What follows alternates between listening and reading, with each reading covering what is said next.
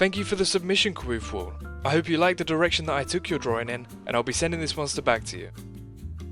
This second drawing has been sent by Dr. Papnic, who says, "Hi, I'm Dr. Papnic.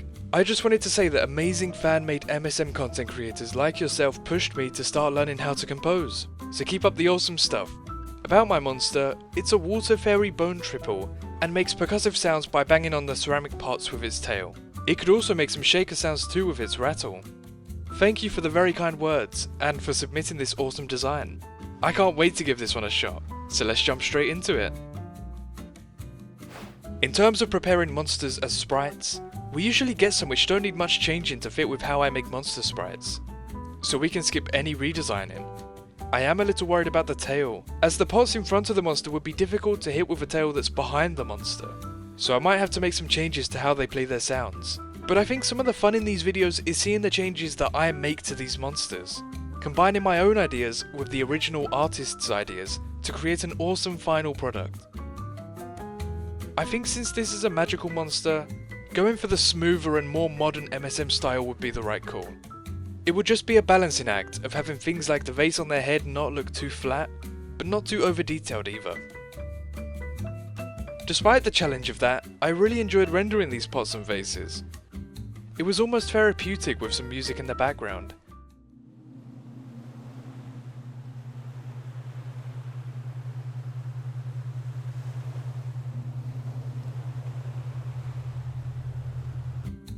Again, we're going for a simpler, smooth kind of look. This monster has a lot of spots over it, so those will help to give this monster detail despite the softer looking skin. And this was the rest of the process up until the end, so I'll see you when the monster is done.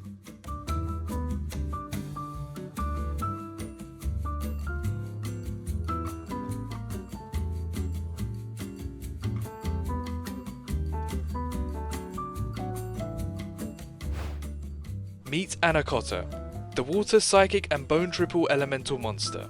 This was quite a big change from Dr. Papnic's original idea, as I accidentally swapped out the fairy element for psychic.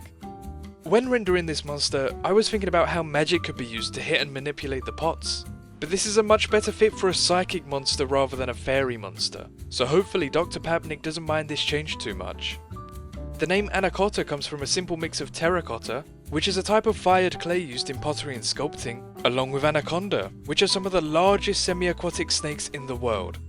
This monster is also very large, coming in at 3x3 in size, so anaconda being the snake of choice felt very fitting.